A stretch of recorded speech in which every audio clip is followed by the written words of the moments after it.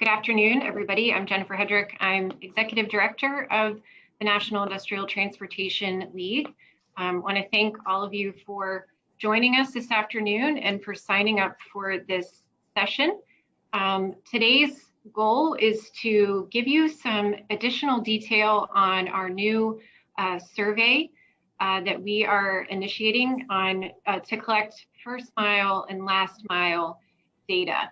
You received a communication from NITL Rail Transportation Committee Chair Ross Corthell earlier this week outlining this information, and want to take the opportunity today to kind of take you into the weeds a little bit of what the subcommittee that's been leading this effort has been working on, and explain the process for you, timeline, and those sorts of things. So before we get underway, we will do a little bit of the obligatory housekeeping, of course. This meeting is being recorded. We want to be able to use this as a resource for your fellow NIT League members who were not able to join today, so that they can learn a little bit more about this effort as well. The chat is open to you. Feel free to ask questions in the chat throughout the time of the webinar.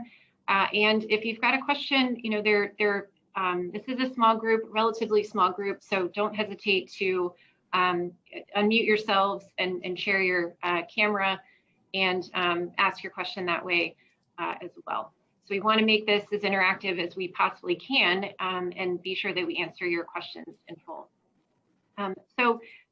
We want to kick things off with the chair of our rail transportation subcommittee on this effort, and that is Monica Freeman of Nestle Purina.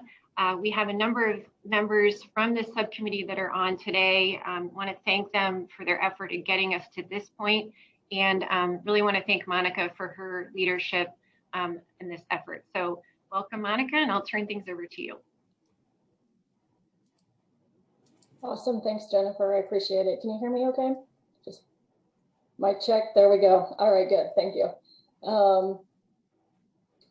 I figure the one time I don't do that, it'll be the time no one can hear me. So hopefully my internet holds out. I do apologize. I'm going to be keeping a close eye on it. I have struggled the last couple of days when I've been running video. So fingers crossed everything holds out for today. No technical glitches, but please wave to me if we have any disruptions.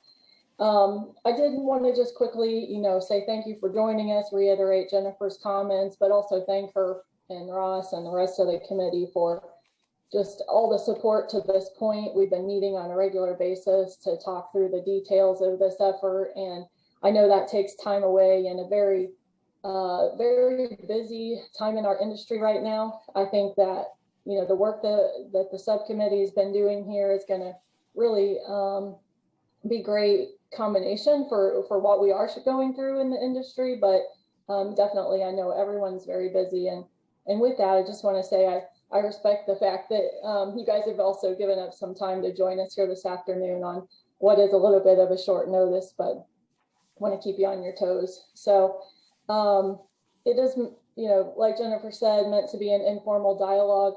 If you have ever talked with me before in a subcommittee meeting or in a NIT League meeting or whatnot, you'll know I'm a pretty informal person. So please don't hesitate to raise questions as we go, and let's just talk through it if you have questions. So I did want to go back just for a second, just to talk about the purpose of the subcommittee in general.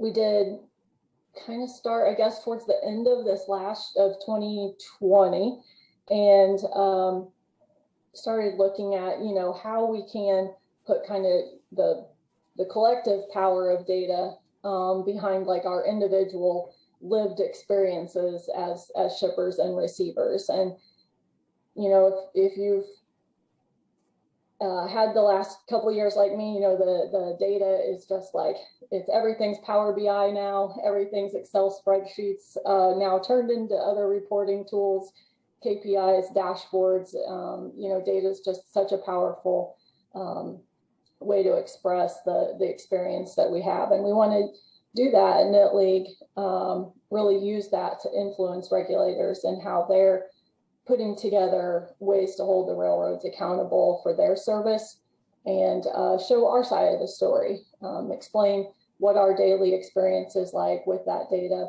in a collective way, something that it really empowers the voice of all shippers, no matter your size. If you have one location and you receive one car a week, or if you have 100 locations and you're receiving or shipping 1,000, thousands of cars a week. So it really is meant to leverage our data collectively. And so this subcommittee, our first collection is around first and last mile, but we hope that this won't be a first and last experience. We're hoping that what we'll actually do is use this as our first step, because it's the one that's getting probably the most conversation. STB's talked with Ross about it. And I think if you heard Marty talk at Mars last week, or was that last week? Time flies. You hear him talking about service from the railroads and how they're really wanting to move forward with some of those key initiatives and discussions around service. So we really want to tie into that and help to influence in some of those conversations, especially around service at the final points of service to our facilities. So that's kind of where our focus is, on switching service. Are you getting the car you requested? How often is switching failing? How many errors are there? We'll dig into that a little bit more in a minute, but I just, I feel personally from my experience that last mile service as a receiver of goods is just critical to our business. It's really a make or break kind of scenario. And so we're going to focus on that collection of data first. And, we'll figure out beyond that where data can continue to help amplify our voice and help us to make an impact, within the industry. And that is to say that going from the end and reversing as we go through this process, we do want your feedback, not just questions in this scenario, but your feedback in other areas that are important to you that we feel like data could help, or ways that we're going about collection could help as well. So I'm always looking for ways to improve. And so we'll look for your feedback kind of through the whole process.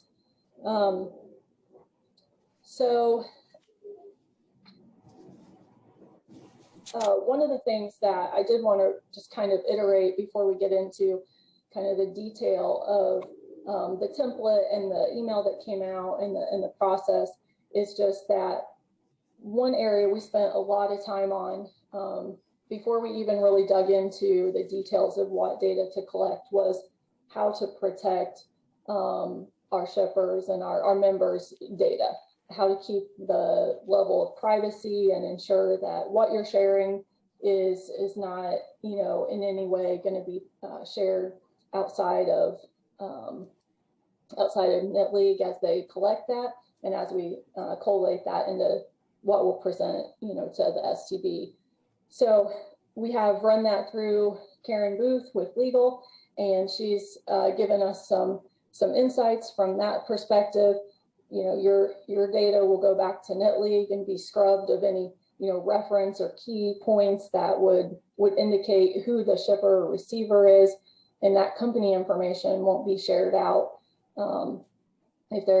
If there's any concerns there, we feel like we've addressed that and tried to really look at that from a very strict set of views, and we've all applied kind of within the committee, and then also with input from Jennifer and from Karen to really think about how our companies would look at that. And we have a nice cross section of companies to kind of give feedback through the committee. So we talked through a lot of those things, and we'll continue to work really hard to protect the privacy through the steps that we're going to take as we put the data together. Yes, ma'am. A quick add-on to that, Monica. And when Monica mentions NITL, she means NITL staff. Yes. And that would not go to NITL leadership, NITL members. It would go directly to NITL staff. Yes, Just wanted to make sure that was clarified. Yeah, absolutely. Thank you. So I guess with that being said, we can maybe just jump straight in. I think what I would like to do, if it works, is I'll just share my screen with the template, and you know, because really the main goal here today was to put the template in front of you, answer any questions about what did you mean when you put did the switch, you know, this or that? What does this box mean? And we really tried to set it up in a very straightforward way and provide the template that would help us to make sure everybody's kind of giving back the same format, allow all the different data points to come together more smoothly. But also, you know, I feel like many of us here on the phone may not be the ones filling out these templates. And so we want it to be something that you could pass along easily, and have a nice transition to maybe your operators or your rail team. You know, for us, it'll be our receiving team probably in most plants that can easily fill that in each day for the 60 days of collection. So we do intend, well, let me just share first, and then that way I can talk to that.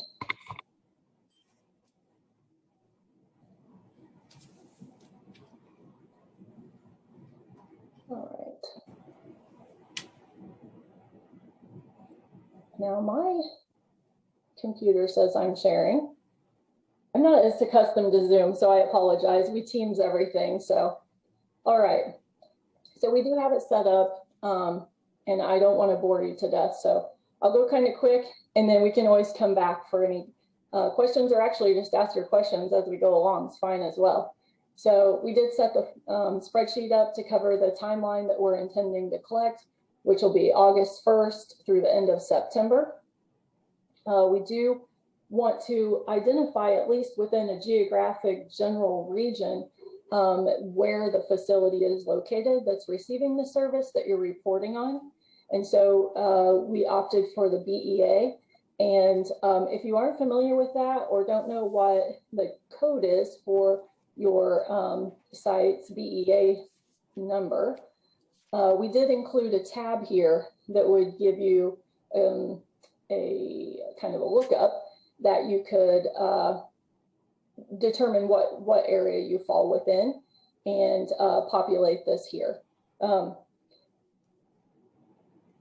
When you do that, it's going to go ahead and populate the correlating city, state, or region for you for the entire spreadsheet, because we do want each template to be populated for one location and for you to submit multiple templates if you're submitting for multiple locations. So if you have facilities in multiple different places, obviously if you have many, our expectation isn't that you would have to have one for everyone in order to participate. But you know, for me, in my circumstance, we have plants in every of the class 1 railroads.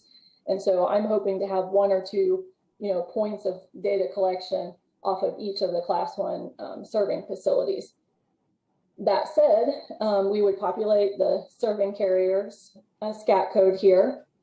And if it is a switch day, we would mark this with a yes, which would be a 1 or a 0. And we do have the template locked down to say it can only be one of these 2 options. So kind of your code here is at the top. So August the 1st, this is or is not a scheduled switch day. Obviously, knowing that not everyone is receiving service every day, we placed switch missed at the front of the list. So if the answer is yes, you would just select yes, and you really don't need to populate anything else in the spreadsheet.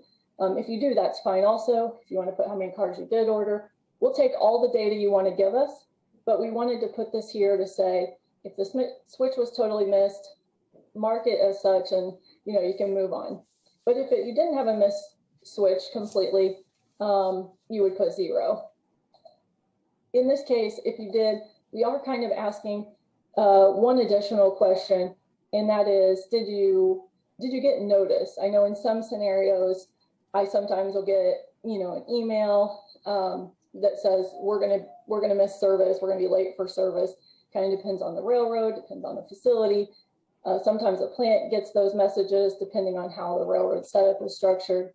And I know in some plants, they actually will just call and say, hey, crew ran out of time. We're not going to be able to switch you today. And so sometimes we are getting a notice, sometimes we're not, and it does vary. So we're kind of trying to identify, are we at least being notified so we can have some sort of planning around that or not?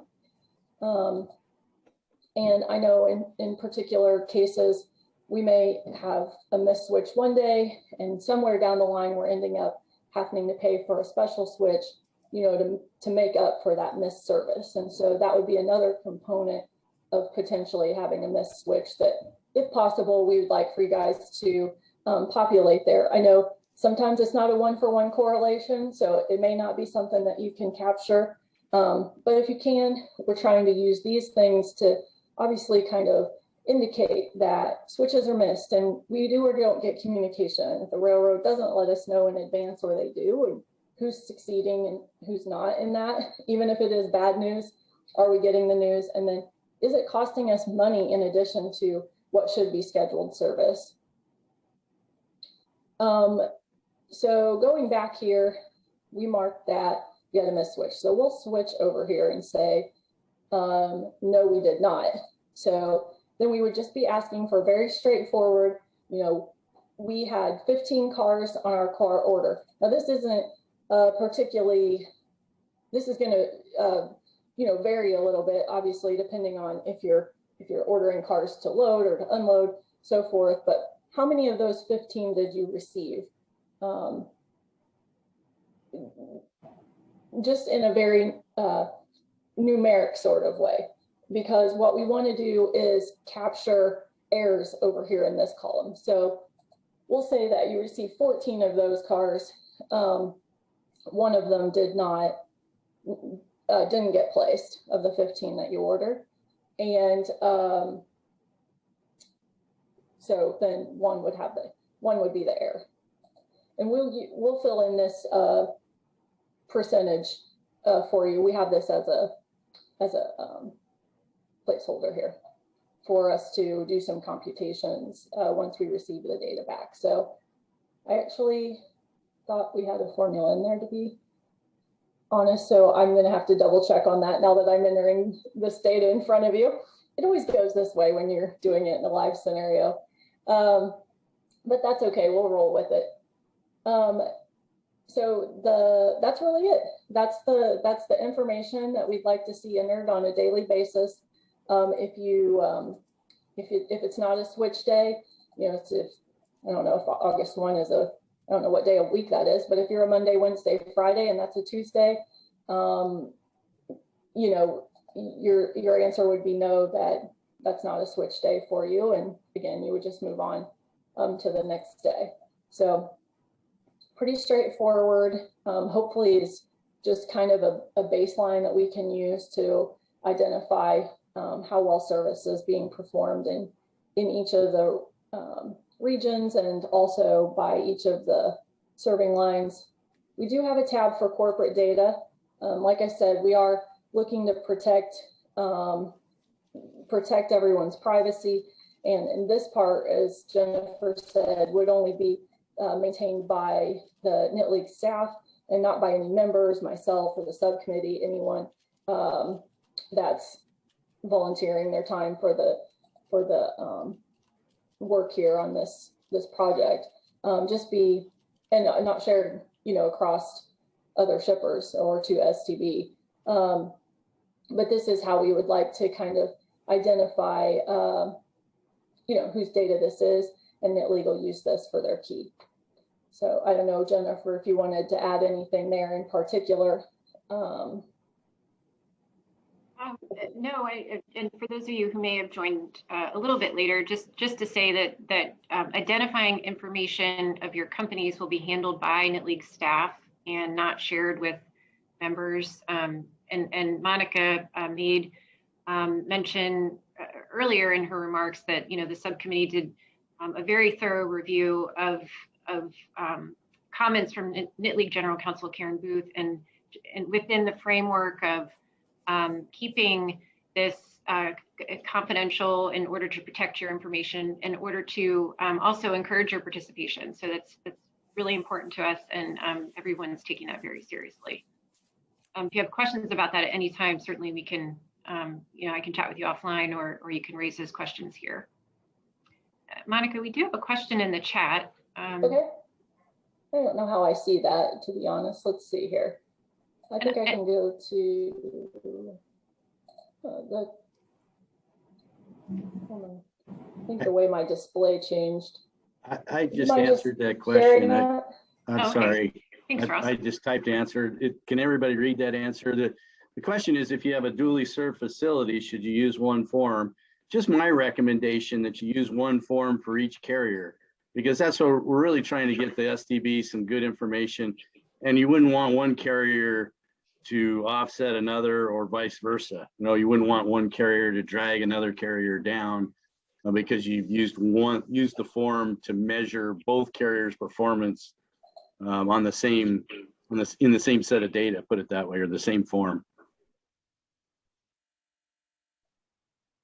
Sorry for the interruption, just that I'd grab that question while it was live. No, it's perfect, because I think that's where I was headed, is to questions.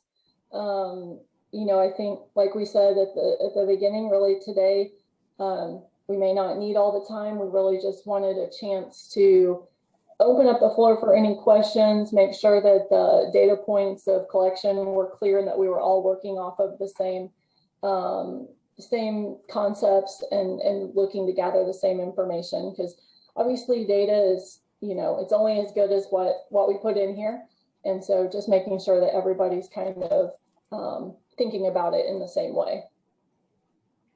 And Monica, a couple more questions coming in now, if I may. One was sent directly to me, and that is, does the form take into account carriers pulling the outbounds as well?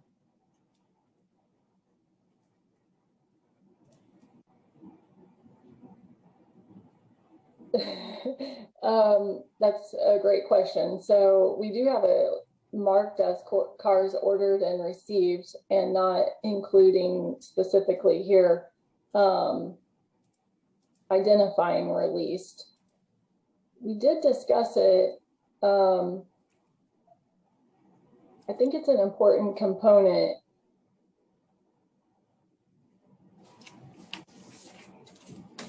I don't know how you want to, Ross, what do you think? How do you want to address that? I know we kind of went back and forth, and this is where we landed. Yeah, so we primarily characterized the locations as either shipping or receiving type locations. So we more or less said, hey, you're going to use this form. If you're a shipping facility, you're talking about empty cars ordered. If you're a receiving facility, you're more or less talking about loaded cars ordered. If you're doing both, my recommendation would be to try and measure that service uniquely. So you could use the form twice, just like if you have a duly served facility. How did they perform, in my empty cars, and then how do they perform in pulling my loaded cars out? That would be my recommendation. I realize it kind of overcomplicates things a little bit, but the form, we tried to make the form really easy, because we knew it wasn't going to be us folks on the phone that are filling it out. It's really going to be at the operating level that it's filling out, and those folks have so much to do already. We didn't want to overcomplicate it. So it's really should be fairly easy to capture that data, even if they have to do it in two different forms. Thanks, Ross.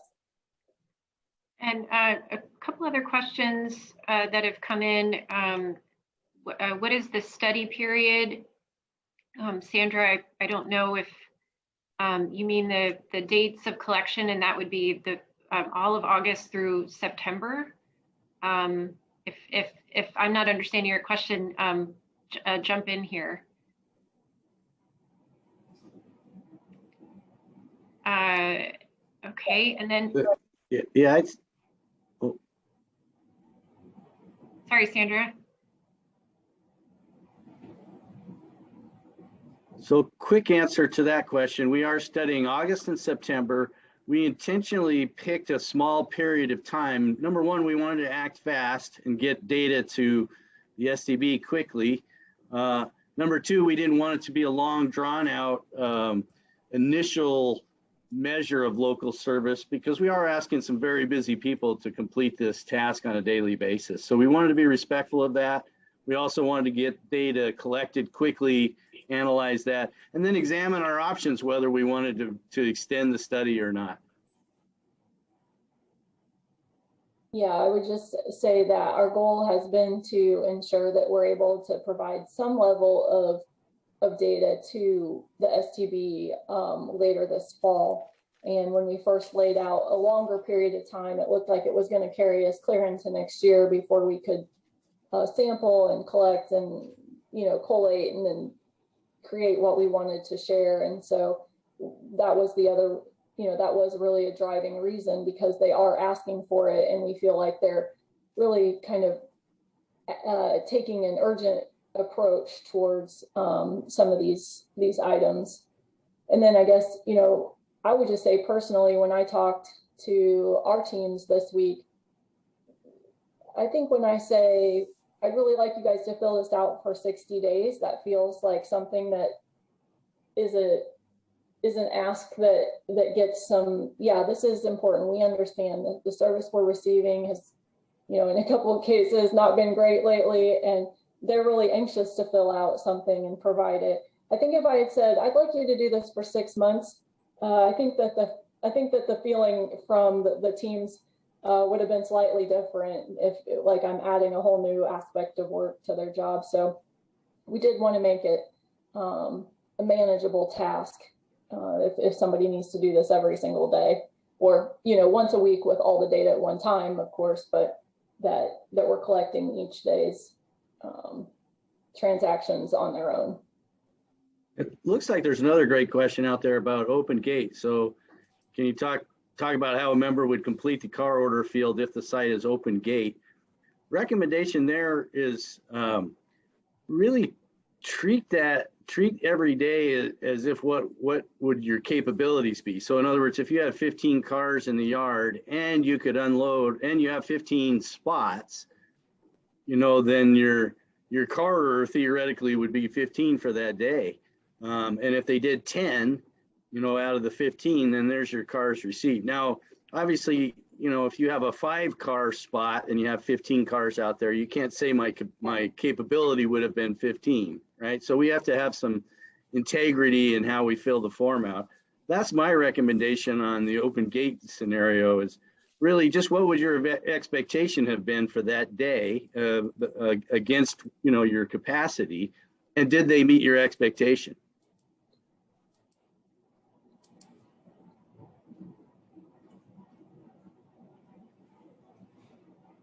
Thanks, Ross. Monica, that's all the questions we have right now, but folks keep chiming in with questions as you'd like.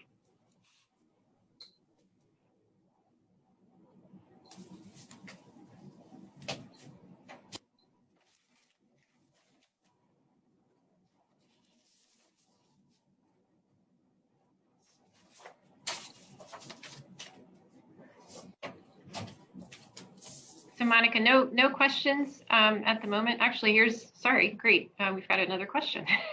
Are we considering late switches to be missed, those that fall outside of the window of what was agreed upon with the carrier?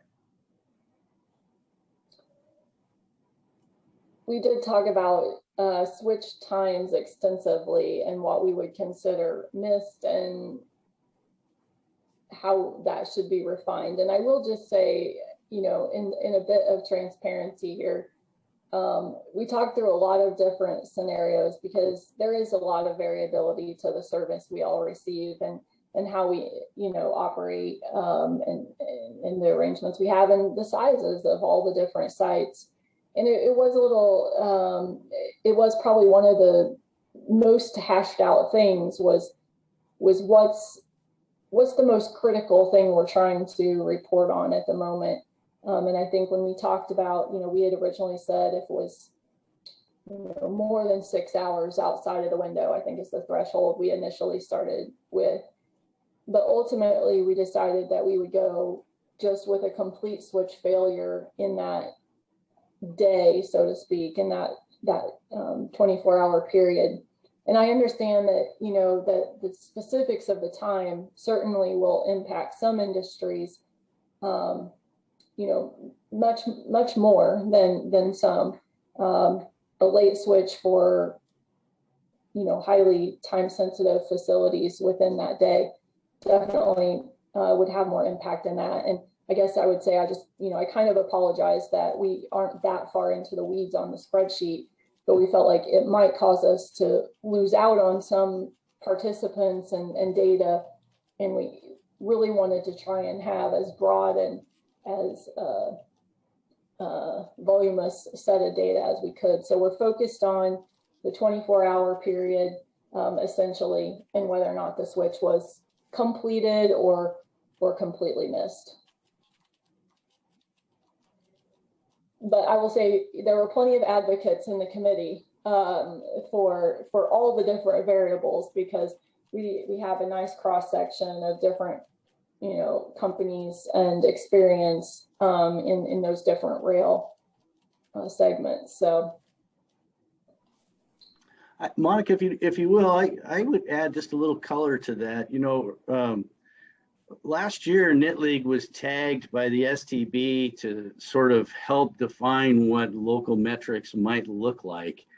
And, we put together a subcommittee, kind of thought leaders in this and debated, what a missed switch would really look like. And I think where we settled on that committee and the feedback we gave to the STB, and of course wasn't accompanied by any data, which we knew was a glaring hole and one of the things that really precipitated this particular subcommittee. But back to the question, what is a missed switch? On that committee, we defined that as anything that was 6 hours or later than agreed was considered missed entirely. Now, I aligned with that because that was kind of where we settled in on as a group. But my own experience tells me that, look, if they're more than a couple hours late, then you've missed an awful lot of opportunity to do some unloading, and especially if they come in early the next time. So there's a little more in play than just this hard, fast rule of 6 hours. It could be that based on the time that they switch you and when your crews are scheduled, if they come in, 2 or 4 hours late, you've missed an entire opportunity to unload cars or load cars in the case of a shipping facility. So 6 hours was what we settled in on as a committee, but we realize, that there's a lot of other factors in play.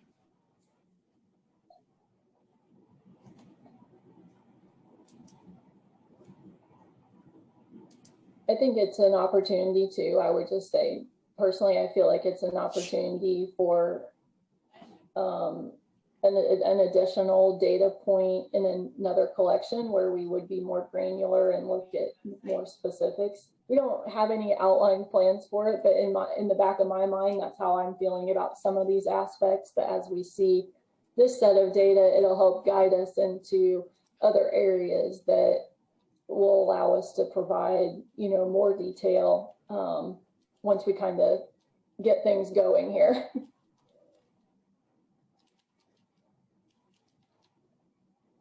Jennifer, were there any other questions? Yes, there's a question that just came in about completing the form, and essentially if companies can only fill out a portion of the form, is that fine? So for example, if the question is, if we have a site that is willing to complete fields F and G, but may not be able to complete the full form H through K, would NITL still like that information collected? Yeah, I think when we looked at this, we felt like some data I don't want to talk anyone out of filling out as much as what's being asked for. So I'm not trying to give a hall pass, but everything comes with a small caveat, right? But at the same time, I would hate to not get the data that at least shows the baseline of how often you're receiving switches or having completely missed switches simply because you couldn't provide additional details. And we certainly understand some locations just don't have that data at their disposal or the information at their disposal in a collectible way. So if you can provide at a minimum the days that you had a complete miss switch when you were supposed to have service, we would definitely still want to have that, because it will be kind of that top level KPI of how often are the railroads completely failing on service. So we would definitely like to have that, and we'll include it. I see the KPIs being presented in kind of a tiered sort of way. And, we would caveat not the specifics, but, percentage of recipient or participants that have given us information in a certain grouping of data.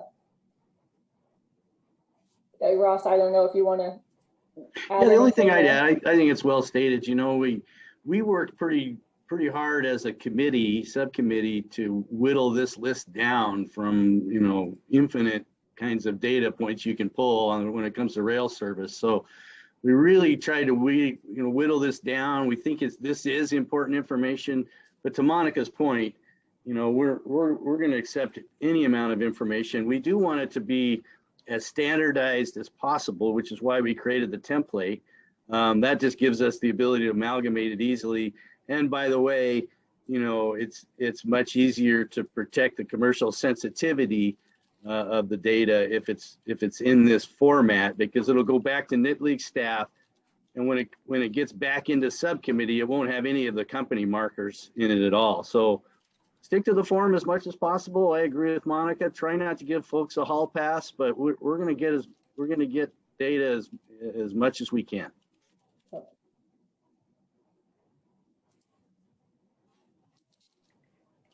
No other questions at the moment, Monica. Okay. Well, we could sit in awkward silence for a couple more minutes and see if anyone thinks of anything. Or I could tell mom jokes. Everyone always appreciates that in my meetings. No,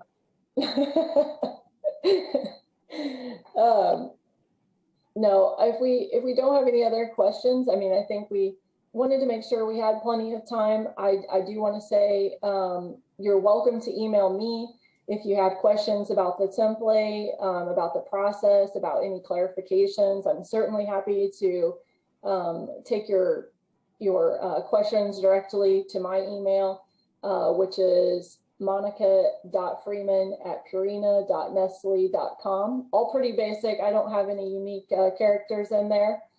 And I think my email's been circulated on other notes going out. So, but feel free to reach out to me or to Jennifer, and she can pass along to me.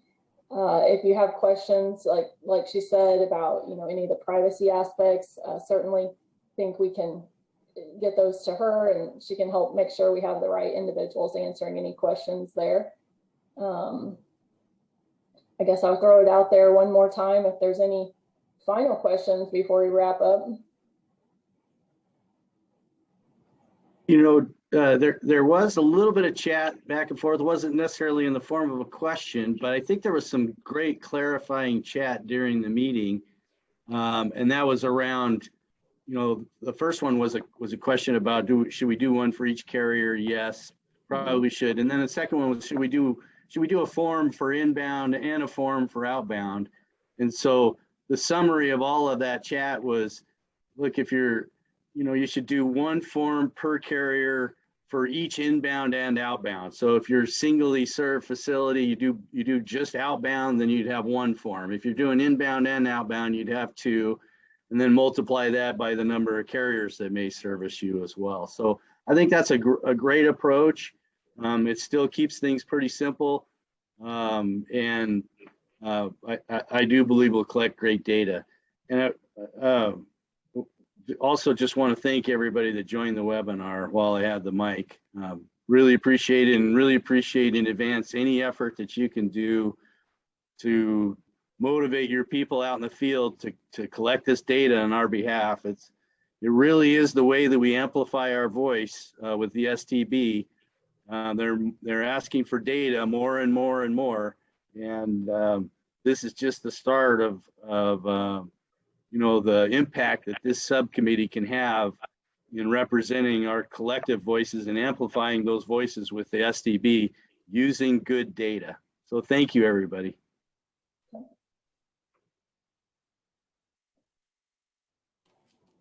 Yeah, Jennifer, just one final thing. Are you, I think we were going to record. I don't know if we did.